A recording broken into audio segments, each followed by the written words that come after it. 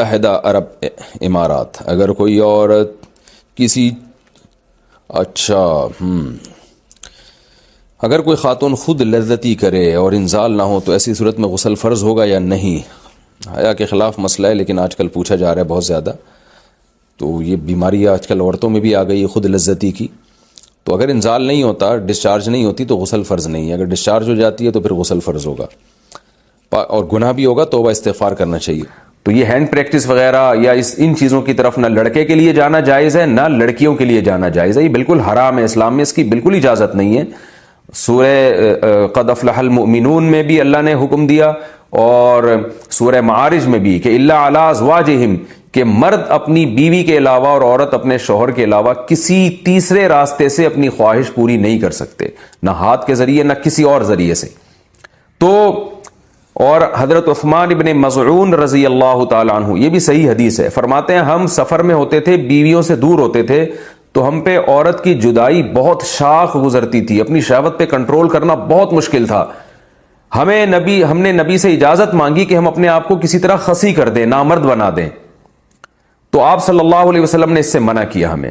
اب آپ دیکھیں حضرت عثمان ابن مظعون اتنی شدید کنڈیشن میں کہ اپنے آپ کو نامرد کرنے کے لیے وہ تیار ہو گئے تھے. فرمایا، حدیث کے الفاظ ہیں لو اجازنا لاختصینا، اگر نبی ہمیں پرمیشن دے دیتے تو ہم اپنے آپ کو نامرد کر دیتے، یعنی ہمیشہ کے لیے نامرد ہو جاتے. تو اس قربانی کے لیے بھی حضرت عثمان ابن مظعون تیار تھے کہ اتنا خطرہ تھا ان کو.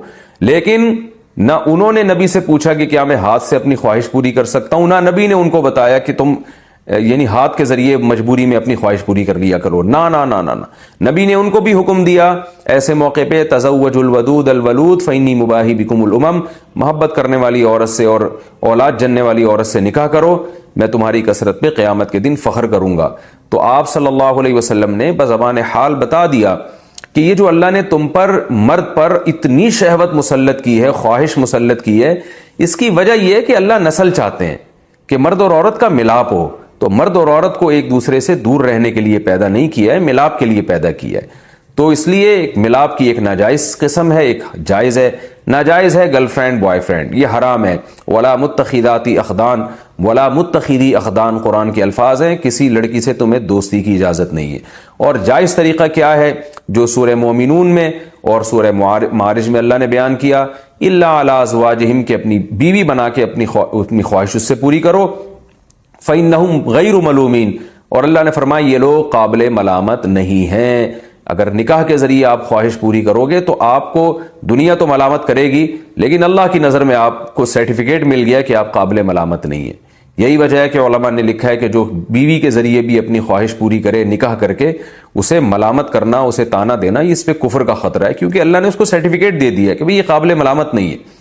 تو اپنی جانوں پہ ہم سب کو رحم کرنا چاہیے. زنا معاشرے میں بہت تیزی سے پھیل رہا ہے.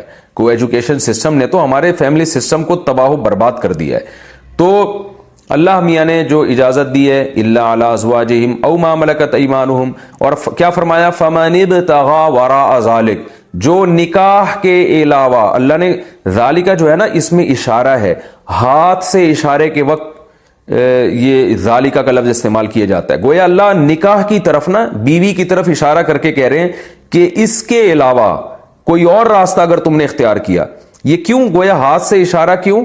پتہ چل جائے بس یہی حلال ہے، ہینڈ پریکٹس حلال نہیں ہے تمہارے لیے.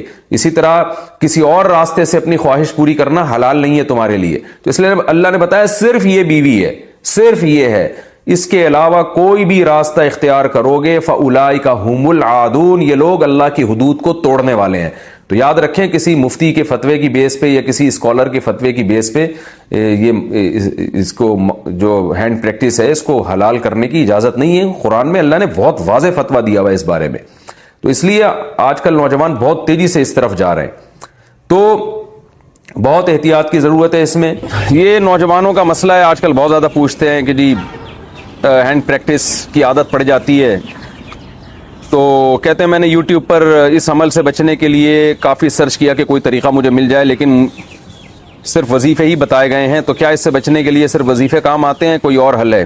انڈیا سے کسی نے پوچھا. یہ مسئلہ یہ ہے کہ یہ وظیفوں سے نہیں چھوٹتی یہ بیماری، وظیفوں سے تو اس کا کوئی تعلق نہیں ہے. سب سے پہلی بات تو یہ جلد سے جلد شادی کریں آپ.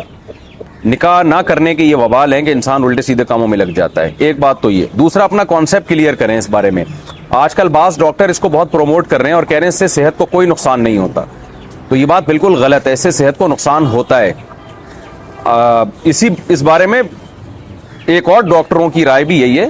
یہ نہیں جو میں بات کر رہا ہوں, اس کو بھی ڈاکٹر اس کی تائید کرتے ہیں. بعض ڈاکٹر کہتے ہیں اس سے نقصان ہوتا ہے. اور سب سے بڑی بات یہ کہ ڈاکٹروں کی تحقیق بدلتی رہتی ہے. ایک چیز جو نیچر کے خلاف ہے, ایک چیز جس سے اسلام نے روکا ہے, وہ صحت کے لیے مفید نہیں ہو سکتی. ایک پروسیس رکھا ہے نا, ایک نیچرل پروسیس رکھا ہے, آپ اس سے ہٹ کے کسی اور طرح سے اپنے آپ کو ڈسچارج کرنا شروع کر دیں تو یہ کیسے پاسبل ہے کہ نقصان نہیں ہوگا؟ ڈاکٹر کہہ رہے ہیں نقصان نہیں ہے, کل یہی ڈاکٹر کہیں گے تباہی بربادی ہو رہی ہے. تو پہلی بات تو اپنا ایک کانسیپٹ کلیئر کریں کہ اس سے صحت کو نقصان ہوتا ہے. کیونکہ اگر آپ نے یہ مان لیا نا کہ نقصان نہیں ہوتا تو پھر موٹیویشن اور زیادہ کمزور ہو جاتی ہے. اس سے انسان کہتا ہے کہ کوئی نقصان تو ہے نہیں تو کرتے رہو. تو آخرت کا تو نقصان ہے, دنیا کا بھی اس میں نقصان ہے آپ کا. اور وہ نقصان مینٹلی بھی نقصان ہوتا ہے اور باڈی کو بھی نقصان ہوتا ہے. اس پہ میں دلائل سے کلپ ریکارڈ کروا چکا ہوں. ابھی میں اس کی ڈیٹیل میں نہیں جاؤں گا. آپ میرا وہ کلپ سن سکتے ہیں, یوٹیوب چینل پہ موجود ہے وہ, کہ اس سے باڈی کو, صحت کو کیا کیا نقصانات ہوتے ہیں. اور یہ جو ڈاکٹر لوگ کہہ رہے ہیں نا کوئی نقصان نہیں, بالکل غلط کہہ رہے ہیں. کل کہہ دیں گے کہ نقصان ہے. تو سائنس کی تحقیقات بدلتی رہتی ہیں اور بہت سے ڈاکٹر کہہ بھی رہے ہیں کہ نقصان ہے اس سے. تو دوسری بات یہ کہ اس کو ایک تو عزم کرنا ہے کہ آپ نے اس کو چھوڑنا ہے. جب تک آپ پکا عزم نہیں کرتے کوئی کام ہوتا نہیں. دوسرا کام آپ نے یہ کرنا ہے کہ جی آپ یہ دیکھیں کہ کن اوقات میں آپ اس عمل میں زیادہ مبتلا ہوتے ہیں. عام طور پہ نوجوان جب رات سونے کے لیے لیٹتے ہیں تو نیند نہیں آ رہی ہوتی, تو پھر اس طرف دماغ جانا شروع ہو جاتا ہے. تو آپ نے سونے کے لیے اسی وقت لیٹنا ہے جب گہری نیند آنا شروع ہو جائے. اور لیٹتے آپ موبائل دور رکھیں اپنے آپ سے, اور لیٹتے ہی آپ کی آنکھ لگ جائے, ایسا ٹائم ہونا چاہیے. کتاب بھی رکھیں اپنے سامنے, اپنے سرہانے پر, کتاب کا مطالعہ کرتے کرتے سو جائیں. اسٹڈی کرتے ہوئے بہت اچھی نیند آ جاتی ہے انسان کو. ایسے تکیہ لگایا, اسٹڈی کرنا شروع کیا اور سو گئے. یہ کام بھی کریں آپ. دوسرا کام کیا کرنا ہے آپ نے, ایکسرسائز کی عادت ڈالیں. آدمی جب مینٹلی ہیلدی ہوتا ہے نا تو یہ الٹے سیدھے کاموں میں نہیں لگتا وہ, اور اپنے آپ کو جب اچھے کاموں میں تھکاتا ہے تو برے کاموں سے اپنے آپ کو بچاتا ہے.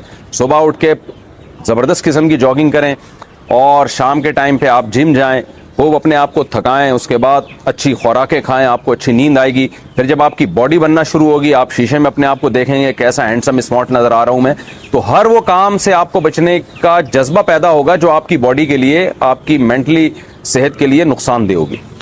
یہ بھی کرنا چاہیے. ایک بات یہ بھی سوچنا چاہیے کہ جو لوگ اس عمل میں مبتلا ہوتے ہیں, نکاح کے بعد ان کو زوجہ سے ہم بستری میں جو لذت آنی چاہیے, جس پیک کی لذت آنی چاہیے, اس سے وہ محروم ہو جاتے ہیں.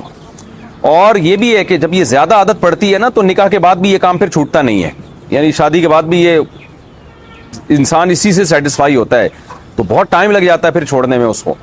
تو اور ایک اہم کام یہ بھی کرنا ہے کہ یہ جو ہینڈ پریکٹس کی عادت پڑتی ہے لڑکوں کو, بد نظری کی وجہ سے پڑتی ہے. آپ نے فوج فلمیں دیکھی, لڑکیوں کو دیکھ رہے ہیں ادھر ادھر, آپ غلط چیزوں کو دیکھ رہے ہیں. ظاہر شہوت بھڑکتی ہے, پھر اسے انسان جب تک پورا نہ کرے تو سیٹسفائی نہیں ہوتا. تو یہ سارے اس کے نقصانات ہیں. یہ سب کام جب آپ کریں گے, یہ سب جو سوچنے کا کام ہے وہ سوچیں گے, اور جو کرنے کا کام ہے آپ وہ کریں گے. ٹائم پہ سونا, ٹائم پہ اٹھنا, جاگنگ کرنا, جم جانا, پھر مفید کاموں میں اپنے آپ کو خرچ کرنا, اسٹڈی, مطالعہ, کوئی نئی زبان سیکھنا شروع کر دیں. تو جب آپ اپنے آپ کو بزی رکھیں گے, اور سب سے پہلے شادی کی جلد سے جلد فکر کرنی ہے آپ نے. اچھا, بعض حکیم لوگ ڈرا دیتے ہیں کہ جی آپ تو یہ کرتے ہیں تو آپ تو شادی کے قابل ہی نہیں ہو. بھائی آپ کو تو زیادہ ضرورت ہے شادی کی, آپ کی برائی چھوٹے گی نہیں جب تک آپ شادی نہیں کر لیتے. یعنی صحیح پورا ویش اس برائی سے بچنے کا تو جو صحیح پراپر طریقہ ہے وہ تو یہی ہے. تو یہ سارے راستے آپ اختیار کریں. پھر بھی اگر گناہ ہو جاتا ہے تو اللہ تعالیٰ سے توبہ استغفار کریں. اور ایک اہم بات یہ کہ اپنے اوپر کوئی جرمانہ بھی رکھیں. یہ جتنے میں نے پوائنٹ بتائے نا, آپ ایک کاپی میں لکھ لیں سارے کے سارے. تو ایک جرمانہ بھی رکھیں, یا روزہ رکھ لیا کریں کہ بھائی میرے سے جب یہ گناہ ہوگا میں کل ایک روزہ رکھوں گا اس کے بعد, یا میں اتنے پیسے صدقہ کروں گا. تو سزا بھی دیں اپنے آپ کو. اس طرح انشاءاللہ آہستہ آہستہ یہ گناہ چھوٹ جائے گا. اور اس کے ساتھ صبح و شام ذکر اللہ, کوئی وظیفہ نہیں, جو لا الہ الا اللہ کی تسبیح ہے اس کی بھی پابندی کریں, اور اہل اللہ کے بیانات بھی سنا کریں. انسان میں جب اللہ کا خوف ہوتا ہے تو گناہ سے بچنا اس کے لیے آسان ہوتا ہے. باقی یہ خوب سمجھ لیں, اس کا تعلق وظیفوں سے نہیں ہے. یہ ایک باڈی کی ریکوائرمنٹ ہوتی ہے. جب حلال نہیں ملتا تو پھر گند میں منہ مارتا ہے ہر آدمی. اچھا بھائی, کہتے ہیں کہ کیا مجزنی کا گناہ ماں باپ کو بھی ملتا ہے؟ کیا مجزنی سے صرف بچوں کو گناہ ملتا ہے, ان کے والدین بھی اس گناہ میں شامل ہوتے ہیں؟ اگر بچہ کما رہا ہے, اس کو رشتہ مل رہا ہے, اور پھر بھی ماں باپ اس کو شادی نہیں کرنے دیتے، پھر اگر وہ بچہ کسی بھی گناہ میں مبتلا ہوگا تو ماں باپ بھی برابر کے مجرم ہوں گے. لیکن اگر بچے میں استطاعت ہی نہیں ہے نکاح کرنے کی، تو پھر اگر ماں باپ نکاح نہیں کرتے اس کا، تو ماں باپ پہ اپنے خرچے پہ بیٹے کا نکاح کرنا لازم نہیں ہے. ہاں بیٹی کا تو لازم ہے، بیٹے کا لازم نہیں ہے. تو پھر ایسی صورت میں ماں باپ گناہگار نہیں ہوں گے، کیونکہ وہ تو آپ میں ہی ایبلٹی نہیں ہے نکاح کرنے کی، تو ماں باپ کا کیا قصور ہے اس میں. تو لیکن اگر آپ میں قابلیت ہے اور آپ کو رشتہ مل رہا ہے، والذین هم لفروجهم حافظون الا على ازواجهم او ما ملكت ایمانهم فانهم غیر ملومین. سورہ معارج کی ان آیات پر رمضان سے پہلے بیان ہو رہا تھا، پھر رمضان میں وہ ترتیب ہماری تبدیل ہوتی ہے.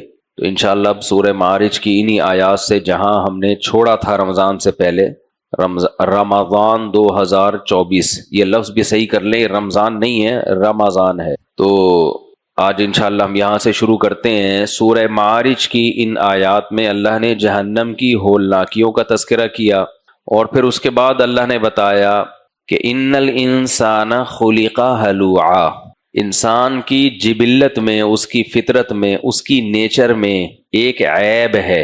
عیب کہتے ہیں فالٹ. اردو اتنی کمزور ہو رہی ہے نا، تو اب پہلے میں انگلش میں کوئی لفظ بولو تو اردو میں ترجمہ بتانا پڑتا تھا، اب الٹا ہو گیا معاملہ، اردو کا کوئی لفظ بولو تو انگلش میں اس کا مطلب بتانا پڑتا ہے. تو اللہ تعالیٰ نے انسان کے اندر ایک عیب، ایک فالٹ ہے، اس کا تذکرہ کیا ہے ان آیات میں، اور پھر بتایا کہ کچھ لوگ ایسے ہیں ان میں یہ فالٹ نہیں ہے.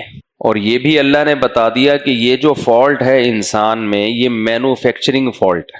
یعنی اگر کوئی اپنے اس فالٹ کو دور کرنے کی کوشش نہیں کرے گا پیغمبروں کی تعلیمات کے ذریعے، پیغمبروں کو فالو کر کے، تو یہ فالٹ اس کے اندر رہے گا، یہ خود بخود نہیں جاتا. انسان جب پیدا ہوتا ہے نا تو ختنے نہیں ہوئی ہوتی اس کی، یہ ایک فالٹ ہے، کچھ پیدائشی فالٹ ہوتے ہیں. اب یہ اگر فالٹ دور نہیں کریں گے خود سے تو یہ عیب آپ کے اندر موجود رہے گا. گورا تو کہتا ہے کوئی عیب نہیں ہے، یہ تو نیچرل ہے. نہ نیچر کا علم ہمیں پیغمبروں سے ہوتا ہے. ہر چیز میں آپ کو عقل گائیڈ نہیں کر سکتی. ختنے نہ ہونے سے کتنا نقصان ہوتا ہے کہ پیشاب کے قطرے اٹکتے ہیں، وہاں پہ پسینہ اٹکتا ہے، اس سے گندگی ٹھہر ہوتی ہے، ریشز ہونے کا خطرہ ہوتا ہے. تو اللہ نے انسان کی جو فطرت ہے نا، اس پہ انسان کو چلانے کے لیے پیغمبروں کو بھیجا ہے، اور یہ بتا دیا کہ جانور اپنی نیچر اور فطرت پر چلنے کے لیے پیغمبروں کے محتاج نہیں ہے. ان میں کوئی مینوفیکچرنگ فالٹ ہوتا ہی نہیں ہے، وہ بلٹن ہے. ان کی جو سسٹم ہے نا، وہ کمپنی کی طرف سے کیا ہے، بلٹن ہے، اس میں کوئی فالٹ نہیں ہوگا، وہ جیسے ہیں ویسے ہی چلتے رہیں گے. لیکن انسان کا بتا دیا کہ کچھ اس کے اندر فالٹ پیدائشی ہوتے ہیں، جسمانی بھی اور روحانی بھی. یہ دونوں فالٹ اس کو اگر کوئی تربیت کرے گا، بتائے گا، تو یہ دور ہوتے رہیں گے، نہیں بتائے گا تو یہ دور نہیں ہوں گے. تو کچھ فالٹ روحانی ہیں، کچھ جسمانی ہیں. یہ جو سورہ معارج کی آیتیں میں نے پڑھی ہیں، اس میں روحانی فالٹ کا ذکر ہے. لیکن میں یہ اتنی ڈیٹیل کیوں بتا رہا ہوں، یہ سمجھانے کے لیے کہ کسی کو اشکال ہو سکتا ہے کہ بھائی پیدائشی فالٹ کیسے ہو گیا انسان میں. بھائی نیچر تو گڑبڑ نہیں کرتی نا، تو مادی اعتبار سے جب فالٹ ہو سکتا ہے تو روحانی اعتبار سے فالٹ کیوں نہیں ہو سکتا؟ تو مادی اعتبار سے بھی ہے. آپ اگر ناخن نہ کاٹیں تو بڑھتے چلے جائیں گے کہ نہیں؟ تو بتاؤ، ناخن بڑھانا یہ نیچر ہے یا ناخن کاٹنا نیچر ہے؟ لیکن کیا جانور کاٹتے ہیں اپنے ناخن؟ ان کے خود بخود ایک حد تک رہتے ہیں، انسان کے نہیں رہتے. اب کوئی انسان پیدا ہوا، جنگلوں میں بڑا ہوا، اس نے کہا یار میں نے کبھی گدھے کو ناخن کاٹتے ہوئے نہیں دیکھا، میں نے کبھی بھی بلی کو ناخن کاٹتے ہوئے نہیں دیکھا، شیر کو نہیں دیکھا، تو میں بھی نہیں کاٹوں گا. تو تھوڑے دنوں میں اس کا کیا حشر ہو جائے گا ناخنوں کا. کوئی عقل مند اسے بتائے گا کہ بھائی یہ کاٹنے ہیں، تم انسان ہو، تم گدھے نہیں ہو. تو اگر آپ واقعی انسان ہوں گے تو بات سمجھ میں آ جائے گی. آپ نے دیکھا کسی جنگل میں پیدا ہوئے، آپ نے دیکھا کہ یار بندر کبھی بال نہیں کاٹتا، نہ بغلوں کے بال کاٹتا ہے، نہ کہیں کے بال کاٹتا ہے، شیر بھی نہیں کاٹتا، گدھا بھی نہیں کاٹتا، تو آپ نے بھی چھوڑ دیے بال. جو سکھوں کا مذہب ہے، اس میں کیا ہے، یہ کہتے ہیں کہ ہم جو ہماری نیچر ہے وہ تو بال کاٹنا نہیں ہے، تو جو قدرت نے ہمیں بال دیے ہیں ہم ان کو کیوں کاٹیں؟ ایک عقل استعمال کی نا انہوں نے. تو ان عقل سے انہوں نے فیصلہ کیا کہ بھئی ہر جگہ کے بال رکھے جائیں گے، لیکن یہ حقیقت میں نیچر کے خلاف ہے۔ جانور بال نہ کاٹے نقصان نہیں ہوتا۔ آپ خرگوش کو دیکھو، وہ سرنگ بناتا ہے، سفید کلر کا خرگوش، وائٹ، کتنے بال ہوتے ہیں اس کی باڈی پہ۔ کام اللہ نے اس کے ذمے کیا لگایا؟ گڑھا کھودنا۔ ہمارا مزدور وائٹ ڈریس میں کھڈا کھودے، تھوڑی دیر کے بعد اتنا میلا ہو جائے گا کہ سروس اسٹیشن لے جانا پڑے گا اس کو، غسل خانے سے گزارا نہیں ہوگا، ڈیزل سے دھونا پڑے گا، تیزاب سے دھونا پڑے گا اس کو۔ لیکن خرگوش کا کام ہی سرنگیں بنانا ہے۔ وائٹ کلر کا چمکتا ہوا خرگوش، میں نے پالے ہیں، ہوائی باتیں نہیں کر رہا، میں نے خرگوش بہت پالے ہیں بچپن میں۔ تو خرگوش وائٹ کلر کا گڑھے کھودتا ہے، سرنگیں بناتا ہے لمبی لمبی، مجال ہے اس کو سرنگ بنانے کے بعد کسی شیمپو کی ضرورت پڑتی ہو نہ بالوں کو صاف کرنے کے لیے، بالکل اسی طرح نیٹ کلین چمکتا ہے۔ قدرت نے، اللہ نے اتنی زیادہ مثالیں جو رکھی ہیں نا جانوروں اور انسانوں میں فرق، یہ بتانے کے لیے کہ انسان کا بچہ اس وقت تک نہیں بنے گا جب تک اسے کوئی گائیڈ نہیں کرے گا۔ یہ خود سے انسان کا بچہ نہیں بن سکتا۔ خرگوش کا بچہ یہ کمپنی کی طرف سے بلٹن ہے، وہ نیچرلی ٹھیک ہے۔ انسان کو بھائی بات بات میں تربیت اور ٹریننگ کی ضرورت ہے۔ تو انسان اگر ناخن نہ کاٹے بڑھتے چلے جائیں گے، بال نہ کاٹے، اتنے بغلوں کے بال، وہ آسٹریلیا کا قصہ میں نے سنایا تھا نا، بے ہوش ہوتے ہوتے بچا تھا میں، تو وہ یہی ہوا، جنرل اسٹور میں ہم گئے تو ایک صاحب نے جب جوتے نکالنے کے لیے ہاتھ بلند کیے تو امیزون کے جنگلات میں بھول گیا۔ میرا بڑا دل کرتا ہے امریکہ جا کے امیزون کا جنگل دیکھوں، لیکن جب میں نے جنگل دیکھے، 4 جنگل دیکھے ٹوٹل، 2 آدمی تھے نا، ڈبہ نکالنے لگے، ٹوٹل 4 جنگل نظر آئے۔ ہمارے حضرت مفتی رشید احمد صاحب رحمہ اللہ تعالی بہت زیادہ صفائی پسند تھے، تو ان کا جو ملازم تھے نا 2 کہیں گاؤں دیہات میں، وہ ٹریکٹر کہیں خراب ہو گیا تو نیچے گھسے ہوئے تھے صاف کرنے کے لیے، تو حضرت کی نظر پڑ گئی۔ تو یہ جنگل صرف آسٹریلیا میں نہیں ہے، ہمارے کنٹری میں بھی وافر مقدار میں پائے جاتے ہیں، اور گوروں میں بھی سب کے نہیں ہوتے، ہمارے بھی گندے ہمارے ہاں بھی ہیں میلے لوگ۔ تو حضرت فرماتے ہیں جب میری ان کی بغل پہ نظر پڑی تو مجھے ایسے لگا کہ اس میں کھٹمل کبڈی کھیل رہے ہیں، کھٹمل اور کیڑے مکوڑے کیا کھیل رہے ہیں؟ کبڈی کا مقابلہ ہو رہا ہے اس میں۔ تو انسان کو پیغمبروں نے بتایا ہے، یہ نبی صلی اللہ علیہ وسلم نے فرمایا کہ 10 چیزیں پیغمبروں کی فطرت ہیں، یہ پیغمبروں کی نیچر ہیں، پیغمبر بتاتے ہیں۔ اس میں ختنے کرانا، حالانکہ پیدائشی طور پر انسان کی ختنے نہیں ہوتی، تبھی تو گورا کہتا ہے یہ کیا نکال لیا تم لوگوں نے۔ ہم کہتے ہیں بھائی بال بھی آپ کے نیچرلی بغلوں کے نکلتے ہیں، آپ کیوں کاٹتے ہو؟ زیر ناف بال بھی نکلتے ہیں، آپ کیوں صاف کرتے ہو؟ آپ نہاتے کیوں؟ بہت سے جانور پوری زندگی نہیں نہاتے، آپ کیوں نہاتے ہو؟ اگر فطرت کا تعین ایسے کرنا ہے کہ پیدائشی کیا ہے، تو پیدائشی تو بہت سی چیزیں نہیں ہوتی، بچوں کے سر پہ اس طرح چلانا پڑتا ہے، ورنہ ان کے بال کیسے گندے سے ہوتے ہیں، عجیب سے ہوتے ہیں۔ جانوروں کے ایسا حساب کتاب نہیں ہے۔ تو انسان کی مادی زندگی میں نیچر کا بھی پیغمبروں نے بتایا، اور روحانی زندگی میں نیچر پہ چلنے کا طریقہ بھی کس نے بتایا؟ پیغمبروں نے۔ اس کے بغیر خود سے نہیں ہو سکتا۔ یہ میں کیوں بار بار مثالیں دے رہا ہوں، اتنی زیادہ لمبی تمہید میں کیوں جاتا ہوں؟ یہ سمجھانے کے لیے کہ آج جو ہمارا لبرل سیکولر طبقہ ہے وہ مذہب کی ضرورت محسوس نہیں کرتا، وہ کہتا ہے ہمیں کیا ضرورت ہے قرآن، سنت، محمد صلی اللہ علیہ وسلم، عیسیٰ علیہ السلام، موسیٰ علیہ السلام۔ بھائی سائنس سب کچھ کیا ہے؟ سائنس نے ترقی کر لی ہے۔ نا نا نا نا نا نا، انسان کو انسان بنانے میں سائنس کا کوئی کردار بولو نہیں ہے۔ نیچر پہ چلانے کے لیے آپ کو پیغمبروں سے تعلیمات لینی پڑیں گی۔ یہی وجہ ہے کہ ہم پیغمبروں کے زمانے کے جتنے قریب ہوں گے، انسان میں انسانیت کا عنصر اتنا زیادہ نظر آئے گا، اور پیغمبروں کے زمانے سے جتنا دور ہوں گے انسان انسانیت سے اتنا دور ہوگا، حالانکہ سائنس سے قریب ہو گیا ہے۔ نہیں آئی میرا خیال ہے باسم؟ اب دیکھو، جب پیغمبروں کے زمانے کے قریب تھے، نکاح کا رواج تھا، خاندانی نظام مضبوط تھا، شراب لوگوں میں نہیں تھی، نشہ لوگوں میں نہیں تھا، ماں باپ کو گھروں سے نکالنے کا رواج نہیں تھا، خودکشیوں کا ریشو کم تھا، پیغمبروں سے دور ہیں، سائنس میں بہت ترقی کر لی ہے، لیکن اس ترقی سے انسان انسانیت سے کیا ہو گیا؟ تو سائنسی ترقی کی وجہ سے انسان انسانیت سے دور نہیں ہوا، پیغمبروں کی تعلیمات سے دور ہونے کی وجہ سے انسان کس سے دور ہو گیا؟ انسانیت سے۔ سوسائٹی میں زنا، ہومو سیکسولیٹی، شراب، نشہ، خودکشیاں، ڈپریشن، تو پتہ نہیں کیا کیا سوسائٹی میں پھیلتا چلا جا رہا ہے۔ تو میں جلدی سے اپنی اصل بات کی طرف آتا ہوں۔ تو ہمیں پیغمبروں نے بتایا ناخن کاٹنے، پیغمبروں نے بتایا اچھا انسان یہ خود سے فیصلہ نہیں کر سکتا کہ کہاں کے بال کاٹنے کہاں کے نہیں کاٹنے۔ اب اس میں بھی دنیا میں لوگ دو انتہاؤں کی طرف ہیں، ایک انتہا یہ ہے کہ سارے بال رکھنے ہیں، جیسے سکھوں کا مذہب ہے، وہ سب بال رکھتے ہی جا رہے ہیں، بڑھائے جا رہے ہیں۔ ایک انتہا یہ ہے کہ ہر جگہ کے بال کاٹنے۔ میں نے ایسے مذہبی لوگ بھی دیکھے ہیں، سر بھی مڈا ہوا، داڑھی بھی، مونچھیں بھی بالکل گول مٹول، بالکل۔ اگر پیغمبر نہ بتاتے نا، عقل سے انسان نہیں فیصلہ کرتا۔ پیغمبروں نے ہمیں بتا دیا، آپ صلی اللہ علیہ وسلم نے فرمایا، کیا خدا کی قسم اسلام کی تعلیمات ہی بتا دیتی ہیں کہ یہ انسان کا گڑھا ہوا مذہب نہیں ہے؟ کیا ایک ایک لفظ نبوت کی زبان سے نکلا ہوا سلیکٹڈ ہوتا ہے۔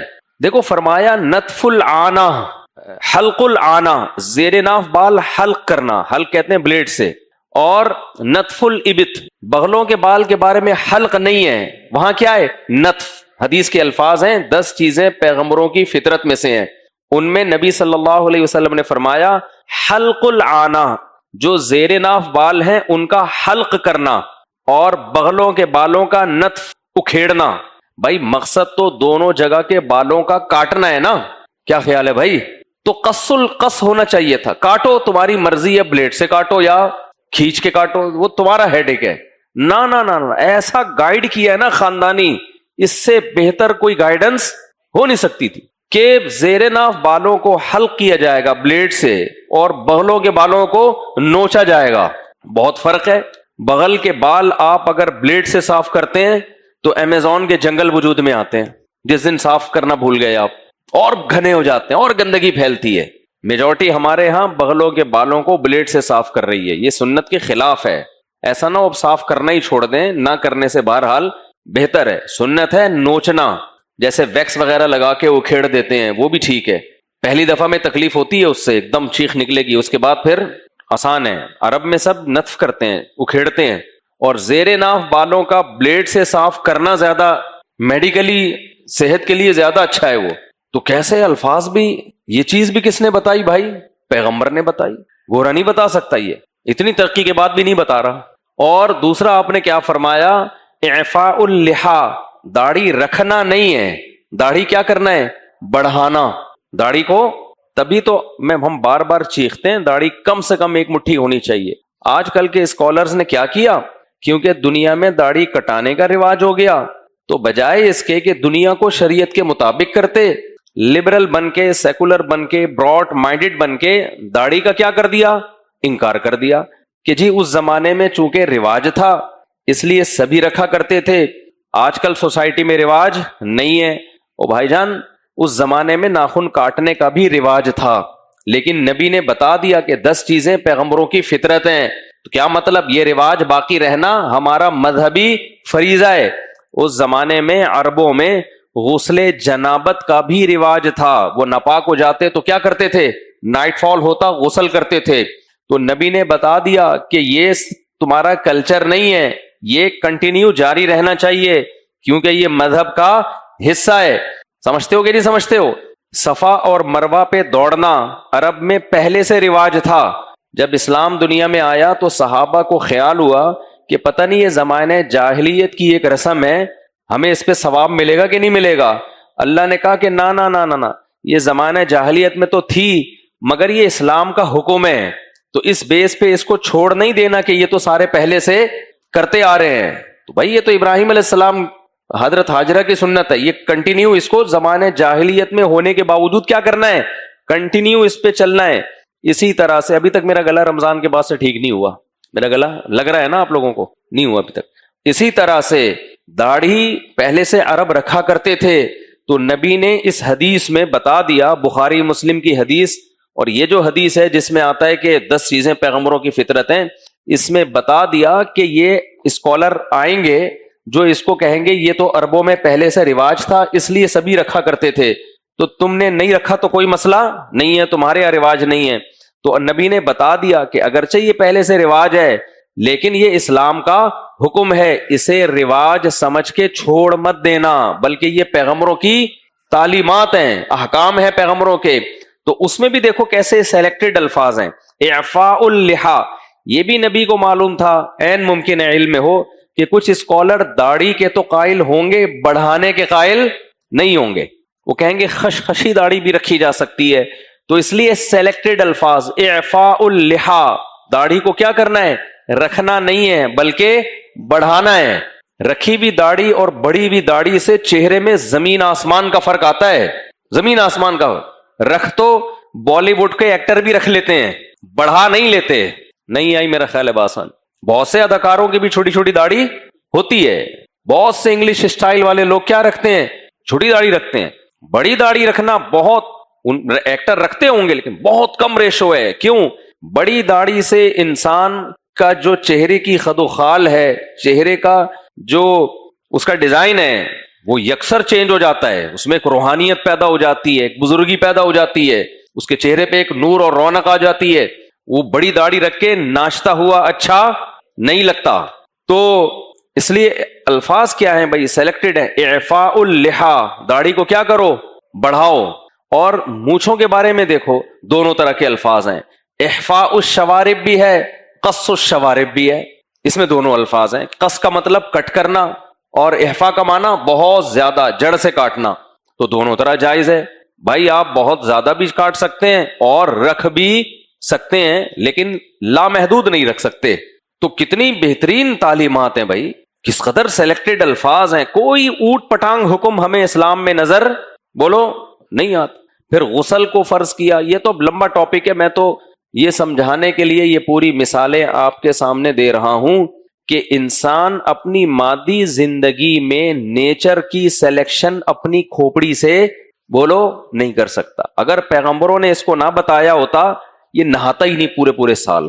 ہمارے ایک ریلیٹیو شپ پہ تھے، انہوں نے بتایا کہ گوروں نے ہمیں بتایا ہے، وہ تو گوروں سے بڑی دوستی کہ ہم نے نہانا مسلمانوں سے سیکھا ہے، ان لوگوں میں نہانے دھونے کا رواج نہیں تھا۔ یہ تو مسلمانوں کو ایک دن کسی نے دیکھ لیا کہ شیمپو سے یا صابن وابن سے نہا رہا ہے، اس نے بولا ٹرائی کر کے دیکھتے ہیں۔ بہرحال سارے ایسے نہیں ہوں گے، کچھ لوگ مبالغہ آرائی بھی کر دیتے ہیں، نہاتے بھی ہوں گے، اب تو خیر رواج ہے، بہت سو میں اب بھی نہیں ہے، یہ آپ حیران ہوں گے۔ اچھا خیر، تو نتف العانہ، اعفاء اللحا، پھر السواک، آپ نے فرمایا مسواک بھی کس کی سنت ہے؟ دانتوں کو صاف کرنا پیغمبروں کی۔ جن قوموں میں پیغمبروں کو فالو نہیں کیا یا پیغمبر کی تعلیمات سے دور، ان کمبختوں میں دانت صاف کرنے کا بھی رواج نہیں تھا، کیونکہ انسانوں نے جانوروں کو کبھی دانت صاف کرتے ہوئے نہیں دیکھا۔ اور تھوڑی بہت صفائی جو جانوروں کے لیے دانتوں کی صفائی کے لیے ضروری بھی ہے نا، جو تھوڑی بہت، وہ اللہ نے کسی دوسرے جانور کے ذمہ لگا دی ہے۔ آج کیا کرتا ہے، گوشت موش کھا کے جب پورے بکرے نگلتا ہے نا ثابت، انسانوں کو بھی کھاتا ہے تو منہ کھول کے بیٹھ جاتا ہے، چڑیائیں آتی ہیں اور ٹوتھ پک اس کے دانتوں میں کر رہی ہوتی ہیں۔ اب دیکھو اس کا تو اللہ نے انتظام ایسے کر دیا۔ اب اگر انسان کو پیغمبروں سے تعلیمات نہ ملتی تو وہ جانوروں کو دیکھ کے سیکھتا تو وہ بھی منہ کھول کے بیٹھ جاتا کہ کوئی چڑیا آئے گی اور نوچ کے میری دانتوں سے ریشہ نکالے گی، تو چڑیا کرتی ہے کام، مر جاتے کبھی بھی نہیں کرتی۔ بی بی سی کی رپورٹ ہے، بی بی سی کی رپورٹ جو میں نے خود پڑھی ہے، یہ جو فرعونیوں کی لاشیں دریافت ہوئی ہیں نا، فرعونیوں کی لاشیں، اس پہ جو سائنسدانوں نے ریسرچ کی ہے اس کے مطابق اس سے ایسا لگتا ہے کہ یہ کمبخت کبھی بھی دانت صاف نہیں کرتے۔ میں نے یہ بات بیان میں کہی تھی تو کسی نے مذاق اڑایا کمنٹس میں نا کہ بھائی یہ اتنے ہزاروں سال کے بعد کیا پتا دانت صاف کرتے تھے نہیں کرتے تھے۔ تو بھائی یہ میری رپورٹ نہیں ہے، یہ کس کی رپورٹ ہے؟ بی بی سی کی رپورٹ۔ تو ڈاکٹروں نے کی ہوگی، کوئی دانتوں ماتوں کو دیکھا ہوگا، ان کو اندازہ ہو گیا ہوگا کہ جب سے پیدا ہوئے تھے انہوں نے کبھی دانت صاف، دانتوں کے مسائل تھے۔ اور روٹ کینال جو ہے نا، روٹ کینال یہ فرعونیوں کے دانتوں میں آپ کو نظر آئے گا۔ اس سے ہی پتہ چلتا ہے کہ میڈیکل سائنس نے یہ بات مجھے کسی ڈینٹسٹ نے بتائی ہے کہ فرعونیوں کی جو ممیز نکلی ہیں ان میں بہت سی کے روٹ کینال ہوا ہے۔ وہ نہیں روٹ کینال دانتوں میں، کتنا مشکل پروسیس ہے وہ، تو ان کے دانتوں میں یہ عمل ہوتا تھا، یعنی خراب ہو جاتے تھے بہت جلدی، دانت صاف نہیں کرتے تھے نا کم وقت. تو روٹ کنال کا کہ یہ جو فن ہے اس نے ترقی کی تھی، ان کے حکیم ڈاکٹر کچھ بھی کرتے ہوں گے اس زمانے کے، لیکن کتنا مشکل کام تھا یہ، لیکن ہوتا تھا. تو خیر، تو یہ اتنی لمبی میں پوری ڈیٹیل بھائی اس لیے بیان کر رہا ہوں کہ آپ مینوفیکچرنگ ٹھیک نہیں ہوتے، کچھ فالٹ آپ کے اندر ہوتے ہیں. اب یہاں ایک اشکال ہوگا کہ حدیث میں تو آتا ہے کل مولود یولد علی الفطرہ، ہر بچہ کس پر پیدا ہوتا ہے؟ فطرت پہ، یعنی نیچر پہ پیدا ہوتا ہے، بالکل ٹھیک ٹھاک ہوتا ہے، غلط نہیں ہوتا. جبکہ میں کہہ رہا ہوں کہ کچھ فالٹ انسان میں جسمانی بھی اور روحانی بھی. وہ روحانی کیا ہیں وہ اس آیت میں بیان ہوئے ہیں، اس پر تو میں نے ابھی بات کی نہیں ہے، ابھی کر رہا ہوں انشاءاللہ آگے چل. جسمانی فالٹ تو سمجھ میں آ گئے نا بھائی، ناخن بڑھتے رہیں گے یہ فالٹ ہے، کاٹنا پڑے گا اس کو. بغلوں کے بال بلوغت کے بعد بڑھتے رہیں گے، کاٹنا پڑے گا اس کو. اس پہ نہیں چھوڑ سکتا کہ جی مینوفیکچرنگ ایک چیز ہے تو کمپنی غلط نہیں کر سکتی، ٹھیک ہے نا، کمپنی نے بنائے تو جو چیز جیسے لگی ہوئی ہے اس کو ویسے ہی لگا رہنے، تو ایسا نہیں ہوتا. اب ایک سوال پیدا ہوتا ہے، کل مولود یولد علی الفطرہ فابواہ یہودانہ او ینصرانہ او یمجسانہ.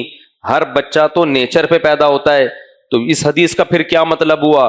تو اس حدیث کا مطلب یہ ہے کہ حق کو سمجھنے کی اور حق کو ماننے کی صلاحیت ہر بچے میں ہوتی ہے. اگر وہ پیدا ہو نا اور اس کو صحیح گائیڈنس ملے تو وہ صحیح گائیڈنس ہی کو فالو کرے گا، غلط طرف وہ نہیں جائے گا. مثال کے طور پر جب وہ پیدا ہوا تھوڑا سا بڑا ہو اور اسے کوئی بتا دے کہ بغلوں کے بال صاف کرنے ہیں تو وہ کرے گا صاف، اس کی فطرت کو یہ چیزیں کیا کریں گی؟ اپیل کریں گی. یہ والا فالٹ بچے کے اندر نہیں ہے کہ غلط بات سننے کے باوجود بھی جائے کس کی طرف؟ غلط. صحیح سننے کے باوجود بھی جائے کس کی طرف؟ غلط کی طرف. لیکن نبی نے فرمایا ابواہ یہودانہ، اس کے ماں باپ کیا بنا دیتے ہیں اس کو؟ یہودی، عیسائی یا مجوسی بنا دیتے ہیں. کیا مطلب؟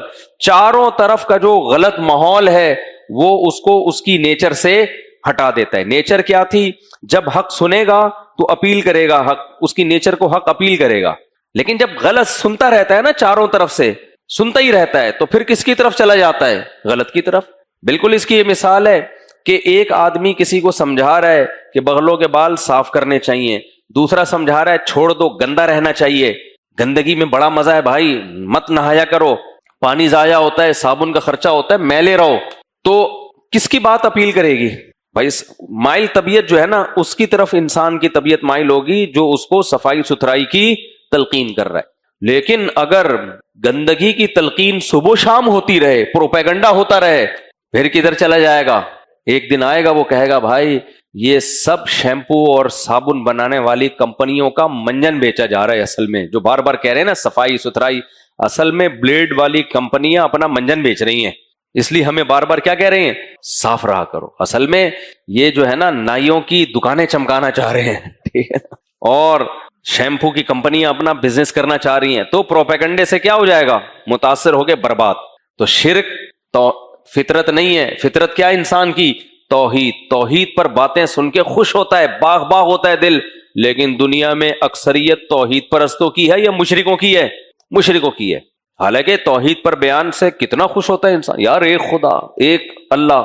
وجہ کیا ہے؟ ماحول نے کیا کر دیا؟ بیڑا غرق. تو بچہ بذات خود غلط نہیں ہوتا، جب صحیح بات سنتا ہے تو مائل کس کی طرف ہوتا ہے؟ صحیح. تو یہ فطرت ہے جس کو حدیث میں بتایا گیا ہے کہ ہر بچہ فطرت پر پیدا ہوتا ہے. تو اگر اس کے اندر روحانی یا جسمانی فالٹ ہیں، وہ میں ابھی بتا رہا ہوں، قرآن میں اللہ نے کہا 2 قسم کے فالٹ ہیں.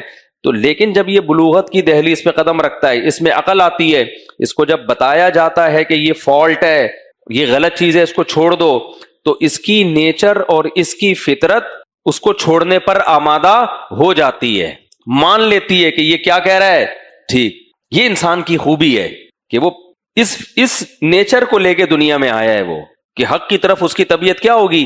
مائل ہوگی. تو اب میں اس فالٹ کا تذکرہ کرتا ہوں آپ کے سامنے جو ہم نے سورہ معارج میں پڑھا ہے. اللہ کیا کہتے ہیں کہ جیسے کچھ جسمانی فالٹ ہیں بھائی، ان کو جب تک، ہاں ایک اور میں وہ مسواک کا کہہ رہا تھا، تو مسواک پیغمبروں کی سنت، پیغمبر نہ بتاتے نا انسان کبھی بھی دانت صاف نہیں کرتا. ہو سکتا ہے میڈیکل سائنس جب بہت زیادہ ترقی کر لیتی اور بتا دیتی، جیسے اب بتا دیا ہے کہ بھئی دانتوں میں بیماریاں پیدا ہوتی ہیں، صاف نہ کرو، یہ نہ کرو، وہ نہ کرو، تو اب جا کے ٹوتھ پیسٹ اور برش استعمال ہونا شروع ہو گئے, بہت زیادہ ترقی کر لی, ورنہ انسان کا دماغ خود سے اس کی طرف وہ کھاتا سو جاتا, اسے بہت زیادہ ہوتا خلال کر لیتا. اور اب بھی جو چیزیں ایجاد کی ہیں وہ مسواک کا آلٹرنیٹ نہیں ہے. تو تحقیقات ہوتی جا رہی ہیں, چینج ہوتی رہتی ہیں. ابھی میں نے کچھ دن پہلے یوٹیوب پہ ڈاکٹر کا دیکھا, وہ کہہ رہا ہے یہ برش سے دانتوں کا بیڑا غرق ہو رہا ہے, آپ چھوڑ نہ دیں برش کہیں, ٹوتھ پیسٹ یہ نقصان کر رہے ہیں. ایک پیسٹ ٹوتھ پیسٹ آتا ہے, اس کے ایسے زمین آسمان کے قلابے ملائے جاتے ہیں, تھوڑے دنوں کے بعد اس کے سائڈ افیکٹ آپ کے سامنے آنا شروع ہو جاتے ہیں. ڈاکٹر کہتے ہیں ایکچولی یہ اس لیے, اور ایکچولی مسواک کا کوئی سائڈ افیکٹ نہیں ہے. میرے والد صاحب کے دانت 63 سال کی عمر میں بہت مضبوط سفید چمکتے ہوئے, میں نے نہیں کبھی ان کو ٹوتھ پیسٹ یا برش کرتے ہوئے دیکھا. صرف ڈینٹونک رات کو استعمال کر, باقی مسواک, اور ڈینٹونک لگا کے بھی مسواک سے کرتے تھے وہ, صحیح ہے نا. اس کو مسلتے کس سے تھے؟ 63 سال کی عمر تھی, بالکل سفید چمکتے ہوئے دانت, اور انتہائی مضبوط, یعنی لگ ہی نہیں رہا تھا کہ ان میں کوئی وہ بھی نہیں تھے جو سے نا دانتوں پہ وہ جو کچھ جم جاتا ہے اور جو ڈینٹسٹ کے پاس جا کے پھر وہ گھسائی کرنی پڑتی ہے, کوئی بھی کچھ بھی نہیں تھا. ساری زندگی کیا کیا انہوں نے؟ مسواک استعمال کی. اور بس وہ رات کو صرف یہ ڈینٹونک کا تھوڑا سا لگاتے تھے بس, وہ بھی کہ شاید کسی نے, کیونکہ دنیا میں پوری دنیا میں سفر کیا تھا انہوں نے, تو پہلے تو ایسا ہی ہوتا تھا. خیر اچھا, مسواک میں جو ہے نا یہ نیم کی جڑ کی مسواک اچھی ہوتی ہے. لوگ ٹہنیوں کی مسواکیں کر رہے ہیں, ڈاکٹروں نے ہی بتایا ہمیں کہ اصل مسواک کس کی ہوتی ہے؟ درختوں کی جڑوں کی ہوتی ہے. نیم کی جڑ کیسے لگائیں گے؟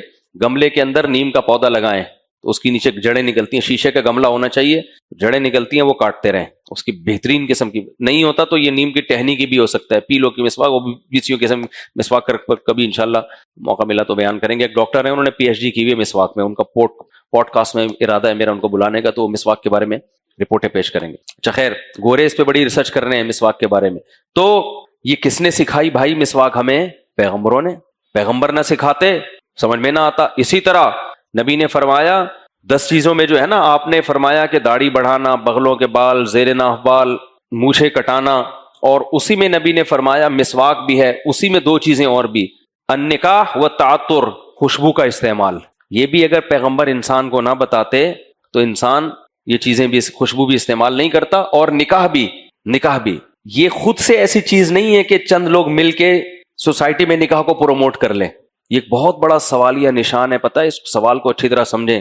یہ لوگ جو کہتے ہیں نا ڈاروین کا نظریہ کہ خود بندر سے انسان وجود میں آیا ہے, اس نظریے پر ایک بہت بڑا سوال یہ پیدا ہوتا ہے کہ اگر یہ بندر سے وجود میں آیا تھا تو اتنا آرگنائز کیسے ہو گیا کہ انہوں نے سوسائٹی میں نکاح سسٹم کو متعارف کروا دیا؟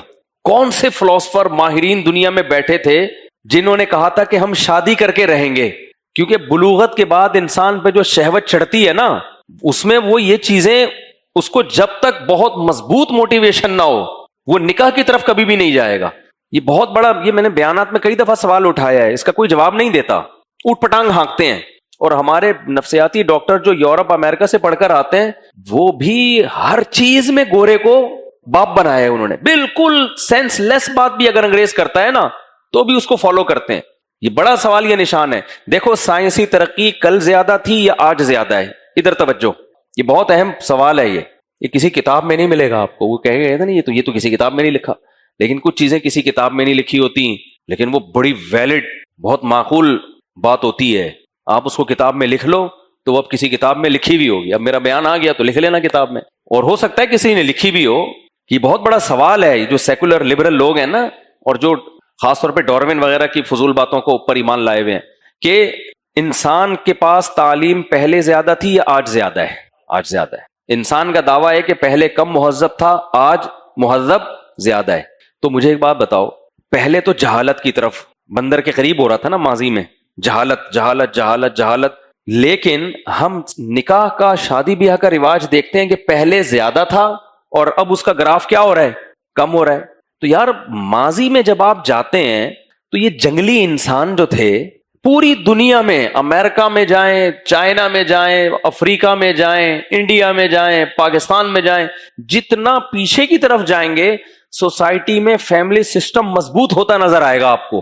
تو کون سا یہ کوئی نعرہ تھا جس نے ساری دنیا کے سارے انسانوں کو اس معاملے میں جانوروں والی لائف سے بچا کے شادی بیاہ والی لائف پہ لے کر آ گیا؟ وہ کون سے فلسفر بیٹھے ہوئے تھے اس زمانے میں؟ آج کر سکتے ہیں یہ کام؟ آج انسان نے کتنی ترقی کی ہے, ساری دنیا کے سارے انسان مل کے بھی سوسائٹی میں نکاح کو پروموٹ کرنا چاہیں تو جب تک مذہب کو آپ بیچ میں نہیں لے کر آتے نا یہ چیز سوسائٹی میں نہیں چلے گی.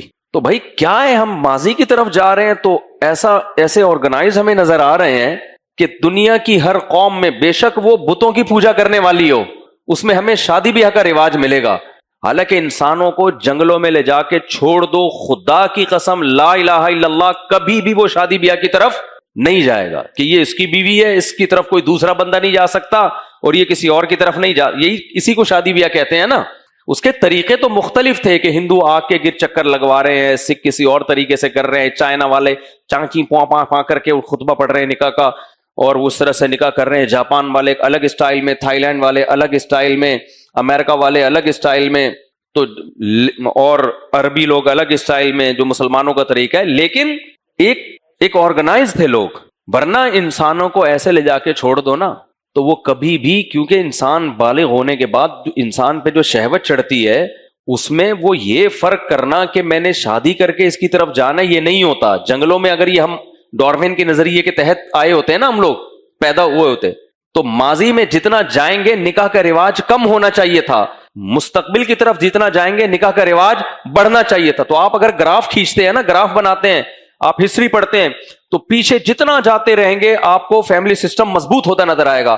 صاف پتہ چلتا ہے یہ انسان کی عقل کی پیداوار نہیں ہے یہ نظریہ, اس کے پیچھے پیغمبروں کی محنت ہے. ماضی میں جائیں گے پیغمبروں سے رشتہ مضبوط ہوتا نظر آئے گا آپ کو. تو کوئی پیغمبر ہیں, پیغمبروں کی تعلیمات ہیں جنہوں نے سب انسانوں کو ایک ٹاسک پہ جمع کیا ہوا تھا. تو بہت سی چیزوں سے لوگ پھر دور ہوتے چلے گئے لیکن شادی بیاہ سے دور نہیں ہوئے. یہ تو اب جا کے انگریزوں نے کیا ہے دور, ان کو نہیں آئی میرا خیال ہے بات. تو میں سوال کا بہت جواب تلاش کرتا تھا تو ایک نفسیاتی ڈاکٹر کی طرف سے مجھے جواب ملا. انہوں نے بیان میں کہا کہ انٹرویو میں کہا کہ یہ جو انسانوں میں شادی بیاہ کا رواج ہے نا یہ 5000 سال پہلے آیا ہے. میں نے کہا یار ان کو شرم نہیں آتی پھینکتے ہوئے, یہ گورے نے کہیں لکھ دیا ہوگا 5000 سال پہلے آیا ہے. وہ بھائی عقل آیا ہوگا 5000 سال پہلے, یہ خود بخود نہیں آ سکتا. 5000 سال پہلے کے انسان, وہ بھی تو لاکھوں تھے نا, وہ ساروں نے گول میز کانفرنس کی تھی بیٹھ کے, سب پوری دنیا سے بلایا وہ لوگوں کو, آ جاؤ بھائی بیٹھ کے ہم ایسا کرتے ہیں کہ اب ہم عورت کی طرف. آج امریکہ میں سارے گورے مل کے گول میز کانفرنس کریں کہ ہم سب شادی بیاہ کو رواج دیں گے, خدا کی قسم پھر بھی رواج جب ٹھڑک چڑھے گی نا تو سارے لاس کو ایک طرف رکھ دیں گے. اس کے پیچھے موٹیویشن کس کی ہے بھائی؟ پیغمبروں کی ہے. یہ سب جڑتے ہیں پیغمبروں کے ساتھ جا کے, تبھی تو قرآن نے یہ دعویٰ کیا کان الناس امتا واحدہ, یہ قرآن کا دعویٰ ہے. یہ سارے لوگ جتنے آج دنیا میں انسان ہیں یہ ایک مذہب پہ تھے, اس کے بعد فاختلفوا, آہستہ آہستہ ان کے مذہب کیا ہوئے ہیں, چینج ہوئے ہیں. لیکن چینج ہونے کے باوجود بھی کچھ چیزیں کامن رہ گئی ان میں. شرک تو آ گیا, نکاح کامن رہ گیا, نکاح بھی کامن رہ گیا. مہینوں کی تعداد 12 یہ بھی کیا رہ گئی, کامن رہ گئی. ہفتوں کی تعداد, ہفتے کے دن 7 ہے, کامن رہ گئے. ہفتے میں کتنے دنوں, ہفتہ, اتوار, پیر, منگل, بدھ, جمعرات, جمعہ. تو یہ تورات انجیل میں ملتے ہیں ہمیں, نہیں آئی میرا خیال ہے بات. لیکن قدیم تاریخوں میں بھی کتنے ملتے ہیں, 7. تو پتہ چلتا ہے یہ سارے انسان پیچھے ان کا لنک کیا ہو رہا ہے چیزیں. اور یہ دن تو آسمانی کتابوں نے بتائے ہیں کہ 7 دن تھے. تو پیچھے جاتے رہیں گے سارے ایک اس میں جمع ہوتے رہیں گے. اسی طرح انسانوں میں کچھ چیزیں کامن ہیں. بڑی خاندانی بات ہے, اللہ کرے کھوپڑی شریف یعنی بیٹھ جائے کھوپڑی شریف. ہم اگر فیوچر کی طرف جاتے ہیں, سائنس ترقی کر رہی ہے لیکن خوراک انسان کی نجس اور پلیت چیزوں کی طرف جا رہی ہے. آپ جتنا پاس میں جائیں گے کتے بلی کھانے والے انسان مارکیٹ میں شارٹ ہوں گے. اگر انسان بندر سے وجود میں آتا, اسے کون بتاتا یہ کتا بلی کھانے کی چیز نہیں ہے, گائے کھانے کی چیز ہے, ذبح کر کے کھاؤ یا حلال کھاؤ, یہ کھاؤ وہ نہیں کھاؤ. ماضی میں چائنا میں بھی کتے بلی کا رواج جنگوں کے بعد ہوا ہے. جب جنگیں ہوئی ہیں نا, لڑائیاں ہوئی ہیں, قحط پڑے ہیں, ان کی ہسٹری یہی بتاتی ہے. بھائی چائنا میں بہت جنگیں ہوئی ہیں نا, ساری دنیا میں ہی ہوئی ہیں.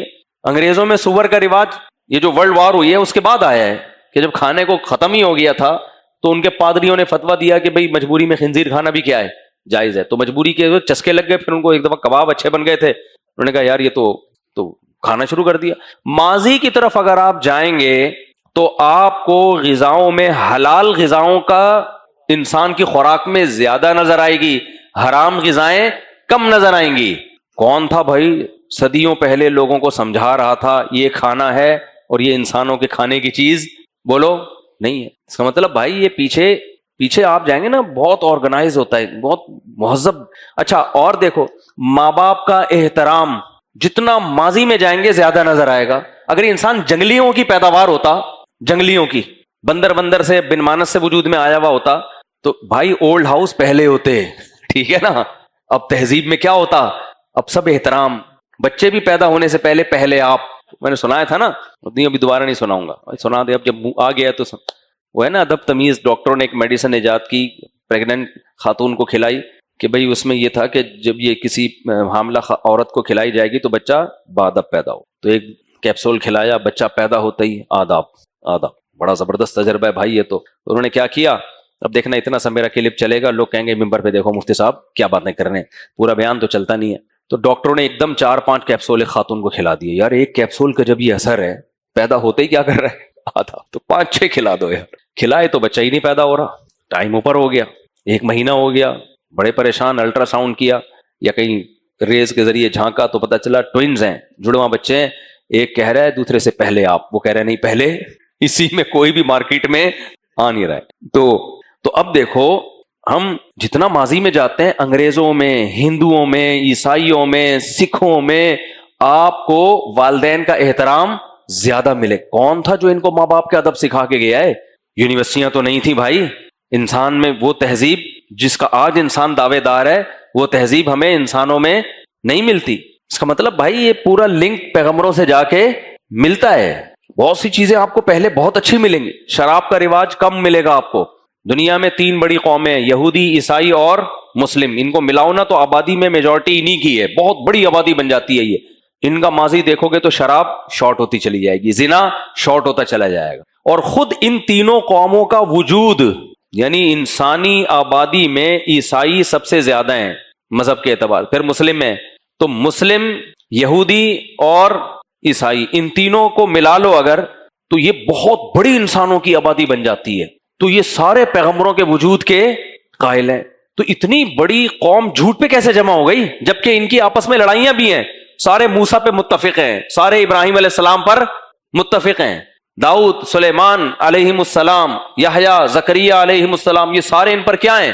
تو بھائی یہ ایک تاریخی حقیقت اگر نہیں ہوتی تو اتنی بڑی دنیا کی قومیں جو آپس میں لڑتی بھی رہی ہیں, دشمنیاں بھی ہیں, یہ کیسے کسی شخصیتوں پہ جا کے اتفاق کر سکتی ہیں؟ تو یہ سب تاریخی حقائق ہیں کہ بھائی پیغمبر دنیا میں آئے ہیں, انہوں نے انسانوں کو گائیڈ کیا ہے. وہ گائیڈ نہ کرتے تو انسان جانوروں سے بدتر زندگی گزار رہا ہوتا. سمجھتے ہو؟ اب کیا ہے, آپ کہہ سکتے ہو اب تو بڑے ہم تہذیبی یافتہ ہیں. تو اب پتہ ہے مسئلہ کیا ہوا ہے؟ انسان کی زندگی تو جانوروں سے بدتر ہو گئی ہے, لیکن انسان کیونکہ ترقی بھی بہت کر چکا ہے, ہر لحاظ سے ترقی کر چکا ہے, تو اس نے انسانوں کو تباہی سے بچانے کے لیے قانون سازی کر لی ہے, مل کے جمع ہو گئے. تو وہ جانوروں سے بدتر زندگی کا نقصان اس کی روحانی لائف پہ تو پڑ رہا ہے, لیکن انسان کو قتل و غارت نہ کرے, یہ سب نہ کرے, اس کے لیے قانون سازی, اس حد تک قانون سازی ہوئی ہے. ورنہ اگر یہ بھی نہ ہوتی تو اس زمانے کا انسان پہلے سے 20 گنا زیادہ بدتر ہوتا. بدتر تو اب بھی ہے, لیکن اس سے بھی کئی گنا زیادہ بدتر ہوتا. اب میں آتا ہوں اصل ٹاپک کی طرف. تمہید بہت زیادہ لمبی ہو گئی تو کیا کریں. تو یہ سب سمجھ میں آ گیا نا کہ مادی اعتبار سے بھی. اب اللہ نے بتایا کہ انسان میں 2 فالٹ پیدائشی. یہ اگر میں اتنی لمبی تمہید کے بغیر آپ کو یہ آیت کا ترجمہ کر دیتا نا تو آپ کو اور اشکالات پیدا ہونا شروع ہو جاتے. آپ کہتے ہیں کہ اللہ میاں تو انسان کو پیدائشی غلط کہہ رہے ہیں, ٹھیک ہے نا, ہم تو ہیں ہی گندے. تو آپ کو پھر سمجھ میں نہ آتی بات. جیسے کسی کو بار بار چرسی بولو تو وہ چرس پینا شروع کر دیتے, کہتے ہیں ہم تو ہیں ہی کیا, چرسی. بار بار آپ اس کو بے غیرت بولنا شروع کرو گے تو وہ پھر بے غیرتی والے کام کہتے ہیں ہیں ہی بے غیرت. تو بھائی پھر تو بے غیرت تو ایسا ہی ہوتا ہے. تو اس لیے میں نے یہ اتنی لمبی تمہید آپ کے سامنے پیش کی ہے. تو اللہ کہتے ہیں انسان میں فالٹ ایک ہے, ان الانسان خلق ہلوعا. خلق کا مطلب یہ مینوفیکچرنگ فالٹ ہے, پیدا ہی ایسے ہوا ہے, اس کی جبلت میں یہ چیز شامل ہے. وہ کیا ہے؟ ہلوعا, جلد باز, بے صبرا. سمجھ رہے ہو کیا ہے؟ بے صبرا. اور اس بے صبرے, اصل میں تو یہ ہے بے صبرا. اب بے صبرے میں بہت ساری چیزیں ہیں, جہاں دیکھے گا نا خواہش پوری ہو رہی ہے, صبر نہیں کرے گا, کھوپڑی استعمال کرو کہ بھائی اس کا فائدہ ہے یا اس کا نقصان, فوراً بھاگے گا اس کی طرف, کھوپڑی کو استعمال نہیں کرے گا. تبھی تو دیکھو دنیا میں بد نظری کرنے والے لوگ زیادہ ہیں, بد نظری سے بچنے والے لوگ کم ہیں. کیوں زیادہ ہیں؟ جہاں کوئی خوبصورت عورت نظر آئی دیکھتے ہیں وہ گلی کے ایک نکڑ سے لے کے دوسرے تک پہنچاتے ہیں. آپ کہہ سکتے ہو کہ پھر انگریز تو بے صبرے نہیں ہوتے. لوگ مجھے بتاتے ہیں لندن میں تو کوئی گورا کسی خاتون کی طرف نظر اٹھا کے نہیں دیکھتا. وہ بھائی جان وہ دیکھ کے اس کو وہ یوز ٹو ہو گیا, اس کو طبیعت مائل ہی نہیں ہوتی. مائل ہو رہا تو انگریز بہت بڑا معذرت کے ساتھ, یعنی انگریزوں سے معذرت کے ساتھ, انگریز کی ٹھڑک مسلمانوں سے کئی گنا زیادہ ہے. وہ تو یوز ٹو ہو چکے ہیں نائٹ. اگر ان کے نائٹ کلب بند کر دیے اور ان کی عورتوں کو برقعے پہنا دیے, 1 مہینے میں سارے انگریز خودکشی کر کے مر جائیں گے. یہ ظرف مسلمان بچوں کا ہے, لڑکوں کا ہے کہ 40 سال تک کمبختوں کی شادی نہیں ہوتی, پھر بھی میجورٹی زنا سے بچی ہوئی ہے. اتنا ظرف گورے کے باپ میں بھی بولو نہیں ہے. وہ تو یہ سن کے بے ہوش ہو جائے کہ بھائی تم کمبختوں کی شادیاں 40 سال میں ہوتی ہیں اور زنا نہیں کیا پوری زندگی. وہ تو مر جائے یہ سن کے ہی. ان کے تو ڈاکٹر کہتے ہیں کہ ڈپریشن کی دوائیں آپ کو ویسے ہی لکھ کے دے دیں. وہ تو انسان میں مینوفیکچرنگ فالٹ کیا ہے, وہ کیا ہے, جلد باز. حالانکہ اس کا نقصان کیا ہوتا ہے, گوروں کو بھی نقصان ہوا جلد بازی کا. زنا کی طرف طبیعت مائل ہوئی, کر لیا, اس کا نقصان کیا ہوا, فیملی سسٹم کی ایسی کی تیسی, باپ لیس ہو گیا, سوسائٹی باپ لیس ہو گئی, ابا مارکیٹ سے کیا ہو گئے, شارٹ ہو گئے, خاندان ختم. شراب کی طرف دل مائل ہوا, فوراً مسلمان کو تو مذہب نے روکا ہوا ہے نا. یہ سب باتیں قرآن میں اللہ نے کی, علماء کی زبان سے ہم سنتے ہیں تو بچے ہوئے ہیں. انگریز نہیں بچ پایا, اس نے بڑی کوشش کی ہے, ان میں بڑی تحریکیں چلی ہیں شراب کے خلاف, لیکن وہ اس میں کامیاب نہیں ہوئے, کیونکہ یہ تو مینوفیکچرنگ فالٹ ہے. بھائی لذت والی چیز کی طرف طبیعت کیا ہوگی, مائل ہوگی. پوری دنیا شراب سے پریشان ہے, اتنے جرائم, اتنے سخت قانون سازی ہے ان ملکوں میں, اس کے بعد بھی جو جرائم ہوتے ہیں نا ان میں 90% دخل کس کا ہوتا ہے, اس کی ہسٹری میں شراب ہوتی ہے. کچھ دن پہلے ایک بندہ آیا میرے پاس, اس نے کسی کو قتل کیا. کیوں قتل کیا, جس کو قتل کیا وہ شرابی تھا اور گالیاں دیتا تھا اس کی ماں اور اس کے باپ کو. کہہ رہے ایک دن مجھ سے برداشت نہیں ہوا, حالانکہ وہ شرابی نہ ہوتا تو یہ حرکت نہ کرتا. بڑبڑانے لگتے ہیں, سوٹ پٹانگ باتیں کرنے لگتے ہیں, اپنا انجام بھول جاتا ہے شرابی کہ میں یہ بول رہا ہوں میرا انجام کیا ہوگا.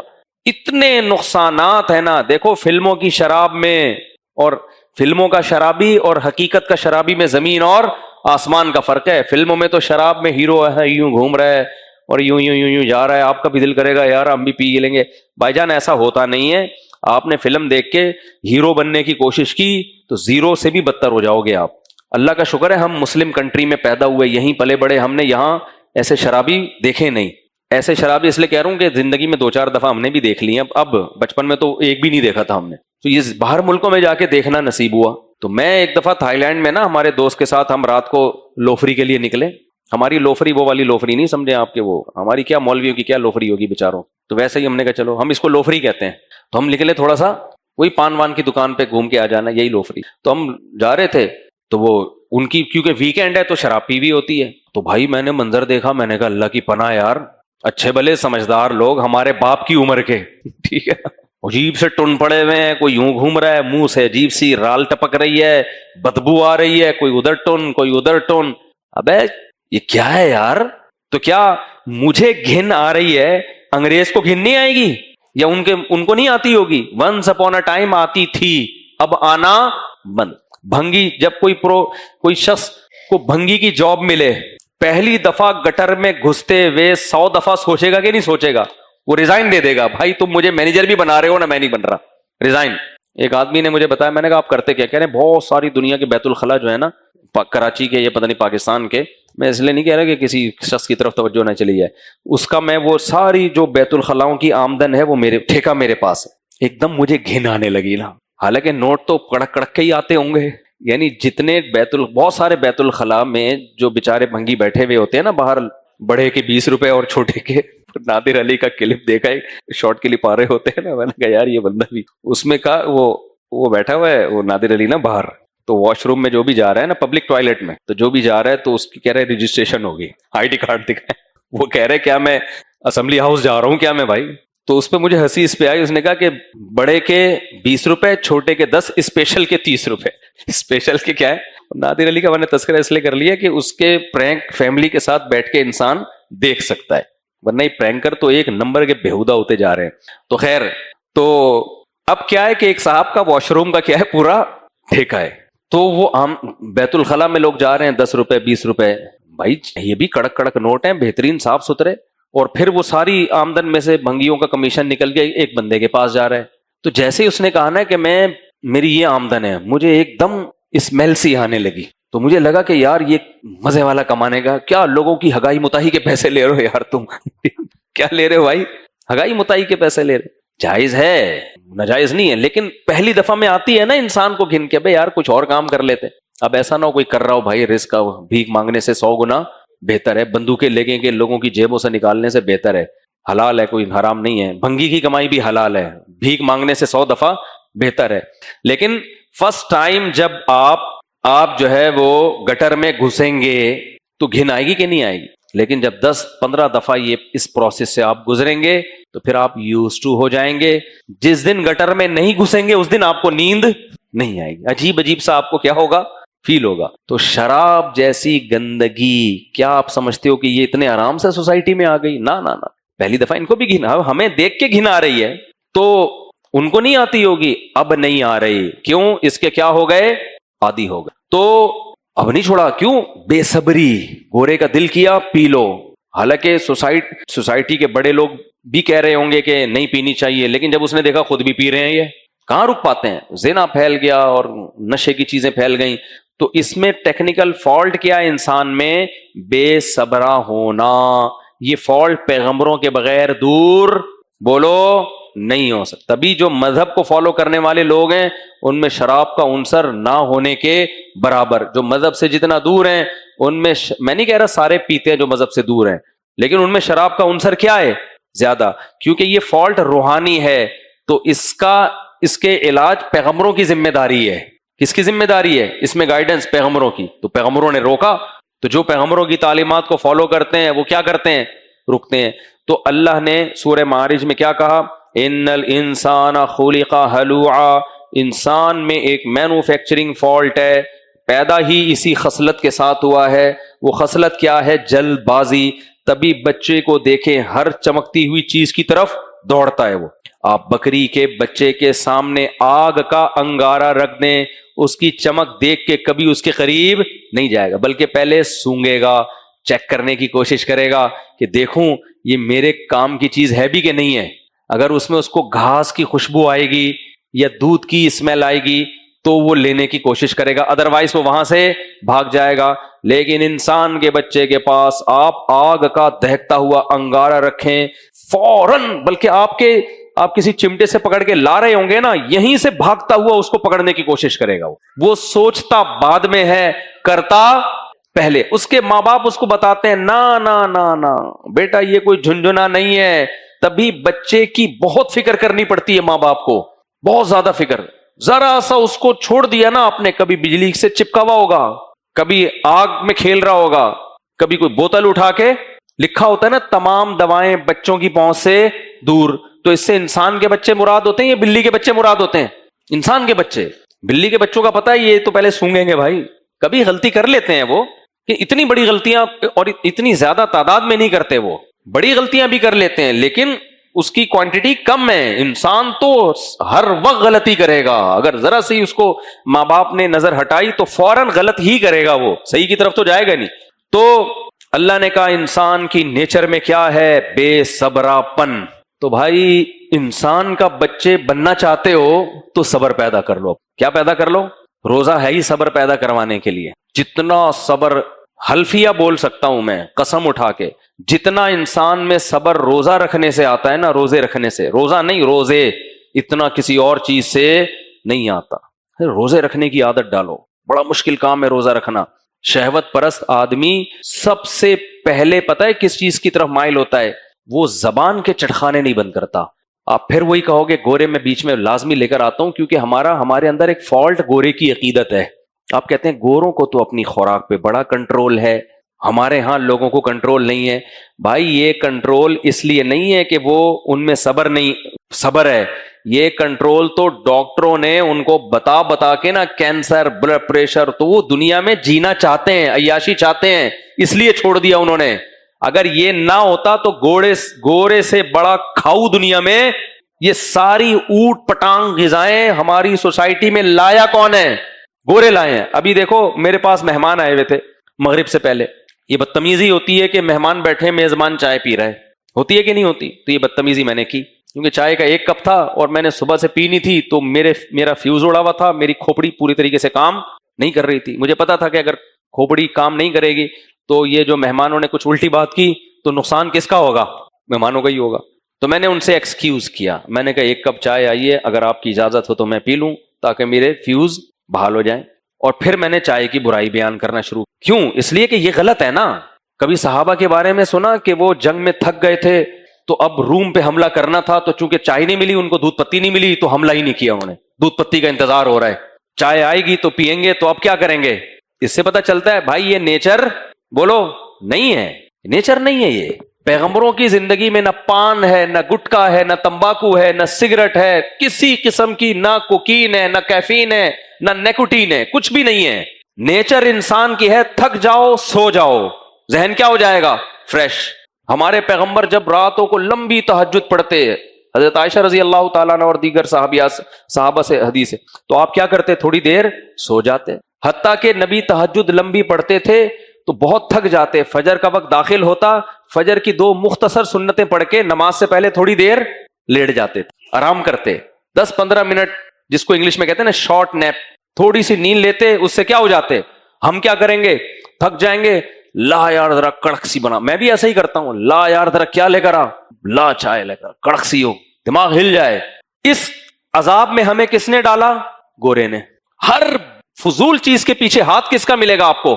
آپ کہو گے پھر چھوڑو نا، اتنی برائیاں کر رہے ہو. کئی دفعہ چھوڑ چکا ہوں. یہ مجھے اعزاز حاصل ہے کہ آپ نے چائے ایک دفعہ چھوڑی ہوگی، میں نے کئی دفعہ چھوڑی ہے. یہ اعزاز صرف کس کو حاصل ہے؟ ہوتا یہ ہے کہ آپ اس سوسائٹی میں رہ رہے ہیں، جہاں بھی جاؤ چائے نہیں پیو تو لسی لے کر آئے گا. لسی کون پیے گا بھائی؟ تو منع نہیں کر سکتے. پھر تو کم درجے کا نقصان ہے، اتنا بہت زیادہ نہیں ہے. میں نے تو اس کو یوں کر کے بیان کر دیا نا. نہیں پیتا تو کیا ہو جاتا؟ 3-4 دن 8-10 دن کے بعد دماغ سیٹ ہو جائے. 10 دن لگتے ہیں چائے کا نشہ اترنے میں، اور 21 دن میں تو بالکل ہی ختم ہو جاتا ہے. لیکن وہ تجربہ یہ ہوا کہ بھائی بہت مشکل ہو رہا ہے، چھوڑ دیتے ہیں. پھر ہر جگہ چائے چائے چائے چائے چائے چائے. وہ تو آدمی کہتا ہے یار چلو، پھر حرام بھی نہیں ہے تو نقصان ہے، لیکن اس کی تلافی دوسری چیزوں سے ہو سکتی ہے. لیکن بہرحال کوئی اچھی چیز نہیں ہے. کافی تو اس سے بھی زیادہ خطرناک ہے. اب تو ڈاکٹروں نے کافی پہ لگا دیا، بلیک کافی پیا کریں، جگر مضبوط. کچھ بھی نہیں ہے، میں اس پہ بہت گہرائی میں گھسا ہوں. وہ ڈاکٹروں ہی کی تحقیقات بتا رہا ہوں آپ کے، ککھ بھی نہیں ہے. کوئی جگر وگر کا اس سے کوئی تعلق بولو نہیں ہے. تو یہ سب چیزیں گورا ہو سکتا ہے کافی مسلمانوں کی ایجاد ہو، لیکن پھیلانے والا گورا ہی ہے. کچھ چیزیں مسلمان ایجاد کر کے پیچھے ہٹ گئے تھے، یہ چیز ہمارے لیے ٹھیک نہیں ہے. تو چونکہ بے صبری غیر مسلم میں زیادہ ہے، بے صبری، تو غیر مسلموں میں آپ کو نیکوٹین، کیفین اور یہ سارے نشے آپ کو غیر مسلموں میں پیدا بھی انہوں نے کیے، سوسائٹی میں پھیلائی بھی کس نے؟ انہوں نے. اب میں آپ کو اس کی حقیقت بتاتا ہوں.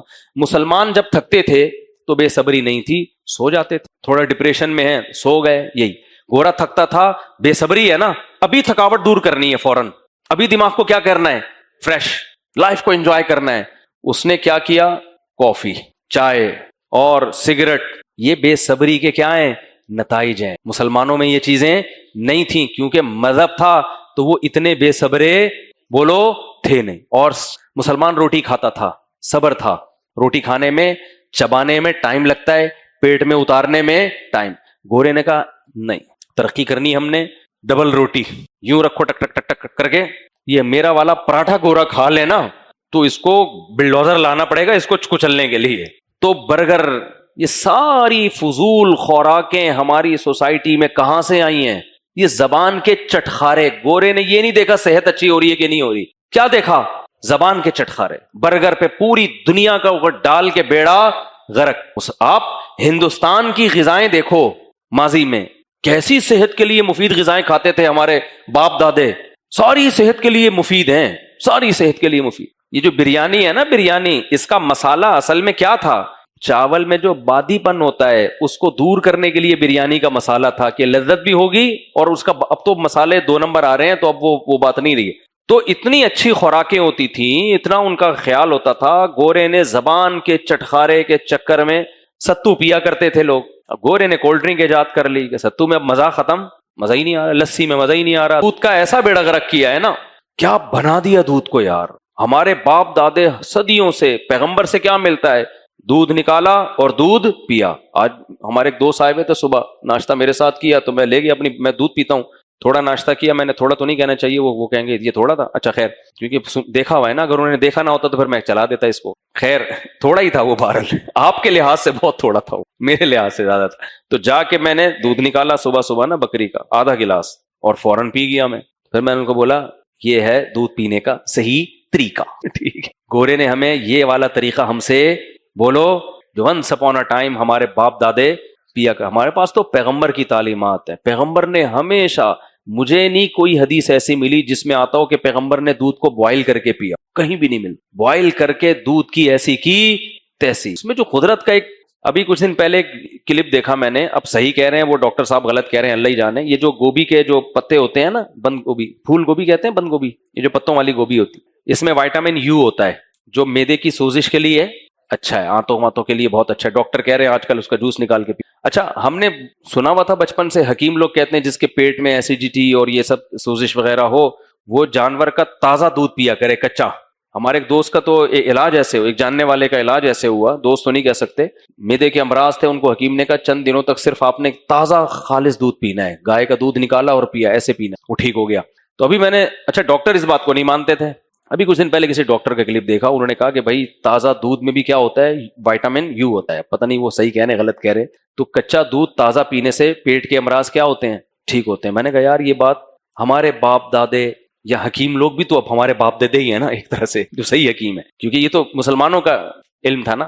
تو ہم نے دیکھا پیغمبروں سے ہمیشہ کیا ملتا ہے, اس طرح سے دودھ. تو اب کیا ہے, ڈبوں پہ ڈال دیا, بوائل ایکچولی, اور فلانا ڈمکانا, جراثیم. وہ ملکٹیئر نام کا ایک کارٹون ہے, وہ کبھی دیکھیں, بڑا مزاحیہ کارٹون ہے. اسے پی کے ایسا لگتا ہے کہ جو کچا, جو گائے کا دودھ پی رہا ہے نا, وہ زہر پی لے وہ زیادہ بہتر ہے. پبلسٹی ایسی کی. تو کیا ہے, یہ بھی بے صبری ہے, ٹیسٹ بڑھانے کے لیے, ٹیسٹ کمپنیوں کی دولت کے لیے لوگوں کو اب لا رہے ہیں. جب پچھتائے ہیں نا, اب تو گورے بھی اس طرف آ رہے ہیں, مارے کھانے کے بعد کہاں آ رہے ہیں, لاکھوں انسانوں کو لقمہ اجل بنا دیا, زندگیوں کا بیڑا غرق کر دیا. اب آ رہے ہیں جی آرگینک. گندم بھی بے صبری کے نتیجے میں ہے. یہ جو گندم ونس اپون اے ٹائم جو ہمارے باپ دادوں نے کھائی ہے, وہ یہ والی گندم نہیں تھی. گورا بے صبرا, اس کو بزنس کرنا تھا. بھائی تو اسی طرح سے گندم کھاد کے ذریعے ہوگا اور اپنے ٹائم پہ اگے گی, پھر مارکیٹ میں جائے گی, بکے گی, لوگ کھائیں گے. گورے نے کہا نہیں, ان کے تاجروں نے کہا نوٹ چھاپنا ہے. انہوں نے ڈاکٹروں کے ذمے لگایا, بھائی ہائیبریڈ گندم نکالو, ایک دم ٹھکا ٹھک زمین میں ڈالو اور پیدا ہو. اتنا ٹائم نہیں ہے کہ وہ گندم اگے پھر پبلک کے جائے, اور پھر اتنا تو ہم دے. تو بے صبری ہے نا, لوگوں کی صحتوں سے کھیلنا شروع کر دیا. اب کیا یہ ہائیبریڈ گندم اتنی سی پیدا ہو رہی ہے, اور اتنی اس میں کیڑا لگنے کا اندیشہ بھی کم ہے, تو اس کے سے بزنس تو ہو گیا ان تاجروں کا, انسانوں کی صحت کا بیڑا غرق. وہ گندم میں وہ منرلز اور وہ چیزیں رہی نہیں ہیں, کارب ہے اس میں, شوگر کے مریض بنا دیا لوگوں کو. تو یہ سب تاجروں کو دیکھ لو, ملٹی نیشنل کمپنیوں کو دیکھ لو, ان تمام کے پیچھے جو جذبہ کار فرما ہے نا, وہ کیا ہے, بے صبری. میں سمجھا پا رہا ہوں, کم پیسوں پہ گزارا, وہ کم بھی ان کے اربوں تھے نہیں, بے صبری ہے کہ اور چاہیے. وہی بندر والا قصہ ہے کہ بندر کو کشمش نظر آئی شیشے کی بوتل میں. اب وہ کشمش مالک رکھ کے گیا تھا اپنے کھانے کے لیے, بندر میں بے صبری تھی, اس نے بوتل میں ہاتھ ڈالا. دوسرے بندر نے سمجھایا کہ ابے تیرا ہاتھ پھنس جائے گا تو پکڑا جائے گا, مالک آئے گا دیکھے گا تیرا ہاتھ اس کے اندر ہے, پکڑا جائے گا, کوٹے گا, یہ کشمش تیرے نصیب میں نہیں ہے. اس کو بے صبری, ہاتھ ڈال دیا.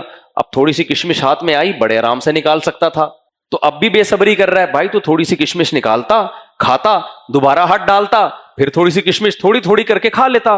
بے صبری نے کیا کیا, وہی جو ملٹی نیشنل کمپنیوں نے کیا نا, کہ ہائیبریڈ گندم نکال دی, آرگینک چیزوں سے ہمیں کیا کر دیا, محروم. کھاد بناؤ, ٹھکا ٹھک پھل نکالو, ٹھکا ٹھک. وہ ٹھکا ٹھک تو نکل رہے ہیں, ان میں ٹیسٹ بھی. تبھی تو میں بھنڈی کے ولاگ بنا رہا ہوں تمہیں انسان کا بچہ بنانے کے لیے. لوگ کہہ رہے ہیں مفتی صاحب کو شاید کوئی خواب میں بھنڈی آ گئی تھی, کیا ہو گیا تھا, ہر 2 دن کے بعد لے کے کھڑے ہوتے ہیں بھنڈی کاٹ رہا ہوں میں. یہ بتانے کے لیے کہ بھائی اپنے ہاتھوں سے اگاؤ, کوئی اسپرے نہیں ہے, کوئی اس میں وہ دوسری کھاد نہیں ڈالی ہم نے, یہی گوبر جو گائے کا گوبر ہوتا ہے آرگینک, کتنی اس میں برکت ہو رہی ہے. لوگ کہہ رہے ہیں کس گھر میں 1 پلیٹ بھنڈی لے کے جاؤ گے, اتنی ماشاءاللہ کٹ رہی ہے کہ سب گھروں میں جا سکتی ہے بڑے آرام سے. سمجھتے ہو, یہ تو صرف پبلک کو سمجھانے کے لیے, گملوں میں بھی لگائی جا سکتی ہے. لیکن بے صبری کیا ہے, نہیں بھائی محنت نہیں کرنی ہے, زہر کھا لیں گے, بکری نہیں پالنی ہے چیچی اٹھنا، لوگ ہمیں کہیں گے بکری پالی ہوئی ہے انہوں نے، تو ٹھیک ہے بھائی مرو، پھر کیا کرو، مرو، یہی دودھ پی پی کے میں بھی مر سکتا ہوں، ایسا نہ ہو میں مر جاؤں تو آپ بولیں دیکھو آرگینک بھنڈی کھا کے مر گئے، لیکن اس مرنے میں گناہ نہیں ملے گا، اللہ کہے گا تو نے تو کوشش کی تھی، بس موت تو پھر مقدر ہے، وہ تو اللہ کی کورونا جب آیا ہے تو وہ کسی کی غلطی سے تھوڑی آیا ہے، وہ تو آ گیا بس، تو جب اللہ مارنا چاہے، ایک ہوتا ہے